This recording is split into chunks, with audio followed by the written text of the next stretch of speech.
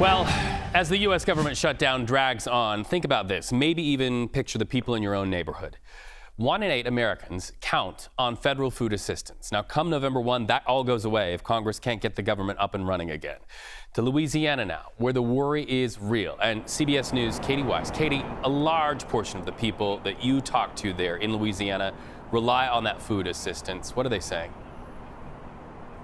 Absolutely. About 800,000 people in the state of Louisiana rely on SNAP benefits or food stamps, and that benefit may run out come November 1st. However, Louisiana, like Virginia, has taken a rare step to issue a state of emergency to be able to keep those funds moving forward. And that's something that has some people relieved, but feeling still very skeptical as millions of Americans across the country today are gearing up for this November 1st deadline when SNAP benefits are expected to run out.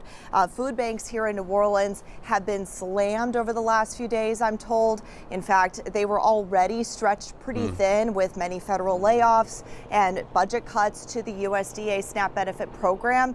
So food banks were already having a tough time. But then on top of that, there were, people who are now trying to stock up in expectation for potentially losing their benefits at the end of the week.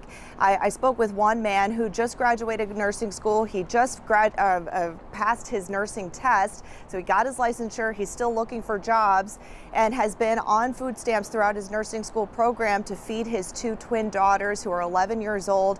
He told me that he came to the food bank just to make sure that he has enough food to put on the table for them next week. Take a listen to what he had to say as well as a food bank distributor. The unsecurity of next month.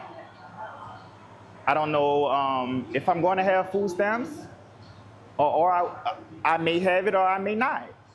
But I know for one thing, my kids have to eat. So a good parent does whatever it takes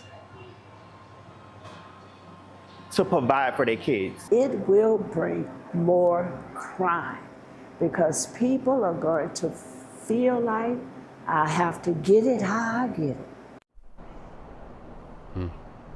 And Cheryl, who you just heard there, who has worked at a local food bank here in New Orleans for the last 7 years, really just wants politicians on both sides of the aisle in Washington, D.C. to understand that people's lives will be hanging in the balance as they debate over the budget come November 1st. So sobering to hear Irel talk about how my kids have to eat first. They're literally prioritizing their kids over their own mouths.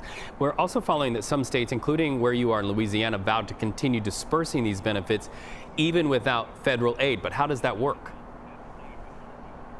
Exactly. So Louisiana and Virginia are at least 2 states so far that have taken this move to issue a state of emergency to keep that money flowing, but it can only go through the end of November. After that, the states can't do anything else. They can't intervene. So that does create a pretty hard deadline. But in the meantime, the federal government has said that it may not pay back these states that do take this action. So some other states across the U.S., including Arkansas, have already said, no, we're not going to take that action. Things will run out come November 1st. So it's important, if you do rely on these SNAP benefits, to make sure to look up to see what actions your state may be taking and try to do what you can to prepare in the meantime. Kati, we see that video of the Louisiana okra. Our hope is that people can stay fed there where you are and all across the country. Thank you so much for your reporting, as always, from that region of our country.